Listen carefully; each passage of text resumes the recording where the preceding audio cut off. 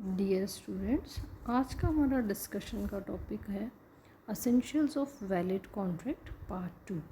जैसे कि इससे पहले वाले लेक्चर में मैं आपसे डिस्कशन ऑलरेडी कर चुकी हूँ कुछ कैरेक्टरिस्टिक्स का, जो कि कॉन्ट्रैक्ट को बनाने के लिए बहुत ही ज़रूरी तत्व हैं।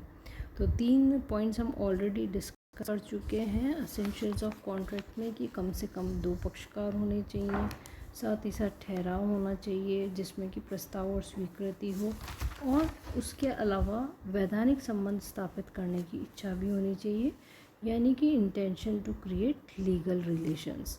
अब जो आज नेक्स्ट हमारा पॉइंट है वो है कंसेंट या सहमति, जो कि सेक्शन 13 के अंदर दिया गया है। कंसेंट का अर्थ है the persons must be ready upon the same thing in the same manner, यानी कि जब 2 या 2 से अधिक व्यक्ति एक ही बात पर एक ही भाव से सहमत हो तो उसे सहमति कहते हैं। इस धारा के विश्लेषण से हमें यह स्पष्ट हो जाता है कि ठहराव करने वाले पक्षकारों में ठहराव की प्रत्येक बात के लिए समान भाव या अर्थ से सहमत होना चाहिए। इस संबंध में रेफल्स बनाम विचलहॉस का मामला बहुत ही इम्पोर्टेंट है। इस केस में प्रतिवादी ने वादी से सूरत ब्रांड का कुछ सूती कपड़ा खरीदने का अनुबंध किया, जो कि पीयरलेस नामक शिप से मुंबई से आने वाला था। पीयरलेस नाम के 2 शिप थे जो अक्टूबर और दिसंबर मंथ में मुंबई से रवाना होने वाले थे। प्रतिवादी ने सोचा कि उसे अक्टूबर में आने वाले जहाज़ से माल की डिलीवरी मिल जाएगी, जबकि वादी सोचता था कि उसे दिसंबर माह में डिलीवरी देनी है। इस प्रकार दोनों पक्षकारों ने अलग अलग जहाज़ों के बारे में सोचा और समझा।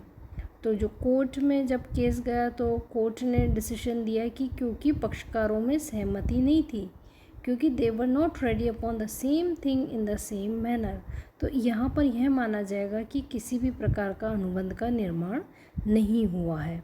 तो यह भी एक बहुत ही इम्पॉर्टेंट कैरेक्टरिस्टिक्स है, यह फीचर है जो कि कॉन्ट्रैक्ट को बनाने के लिए एक असेंशियल का काम करता है। नेक्स्ट हम इसमें लेते हैं पक्षकारों की स्वतंत्र सहमति, यानी कि free consent of the parties, जो कि सेक्शन 14 से 22 तक है। तो जब भी वैलिड कॉन्ट्रैक्ट का निर्माण किया जाता है तो उसमें इससे पहला पॉइंट हमने देखा सहमति। सहमति का ही होना पर्याप्त नहीं है, कंसेंट ही होना ज़रूरी नहीं है, बल्कि सहमति का स्वतंत्र होना भी बहुत ही इम्पोर्टेंट है। जब अनुबंध करने वाले पक्षकारों की सहमति स्वतंत्र रूप से दे दी गई सहमति होनी चाहिए।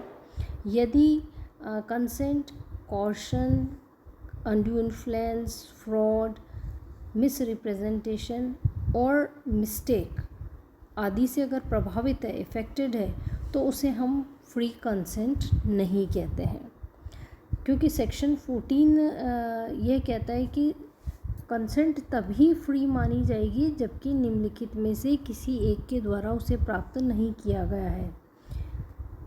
ये 5 बातें हैं। कॉशन, जो कि सेक्शन 15 में दिया गया है, जिसका कि मीनिंग होता है बल का प्रयोग, ज़ोर ज़बरदस्ती का प्रयोग करना।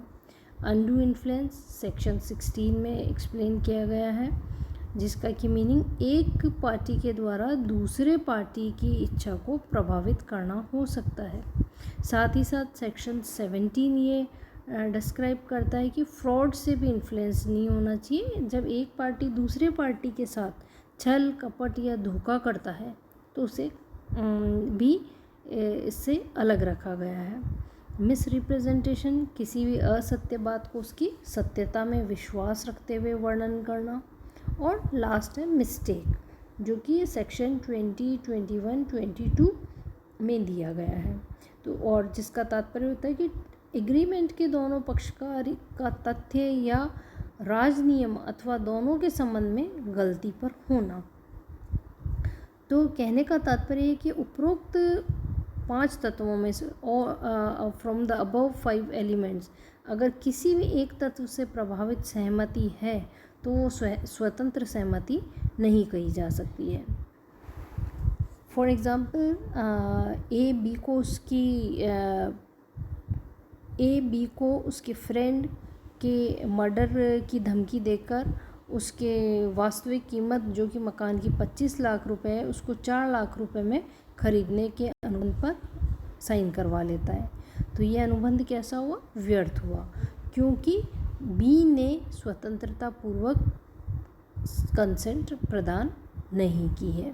तो ये उत्पीड़न से प्रभावित हो सकता है। तो इसी तरह इसमें एक रानी अन्नपूर्णा बनाम स्वामीनाथन का भी केस इम्पोर्टेंट है।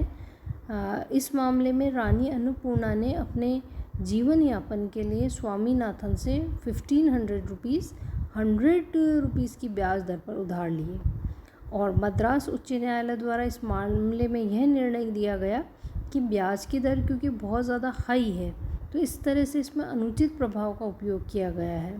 तो 100 रुपये से दर घटा करके प्रचलित सामान्य दर न्यायालय के द्वारा कर दी गई, क्योंकि यह अनुचित प्रभाव से संबंधित मामला था। तो इस प्रकार से ये दोनों फैक्टर्स भी बहुत इम्पोर्टेंट है किसी भी अग्रीमेंट का कॉन्ट्रैक्ट में कन्वर्ट होने के लिए, कि उसमें पक्षकारों में सहमति होनी चाहिए, साथ ही साथ पक्षकारों की स्वतंत्र सहमति भी इम्पॉर्टेंट है। नेक्स्ट फीचर्स हम नेक्स्ट लेक्चर में कंटिन्यू करेंगे।